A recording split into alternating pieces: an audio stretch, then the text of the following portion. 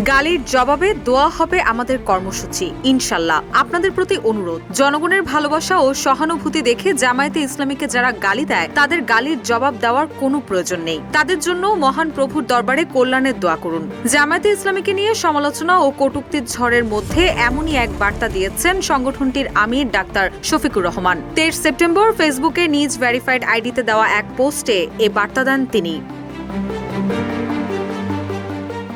পোস্টে তিনি লিখেন, দেশ এবং জনগণের কল্যাণে কাজ করার বিশাল দায়িত্ব আমাদের ওপর। দায়িত্বের এই আমানতের প্রতি সকলের শ্রদ্ধাশীল থাকা উচিত। আসুন আমরা এই কাজটাই করি। শফিকুর রহমানের ভাষায়, ফায়সালা মহান মাবুদের হাতে। মহান আল্লাহর ওপর ভরসা ও ধৈর্যই হোক আমাদের মূল হাতিয়ার। প্রিয় বাংলাদেশকে আল্লাহ তাআলা সকল ধরনের বিপদ থেকে হেফাজত করুন।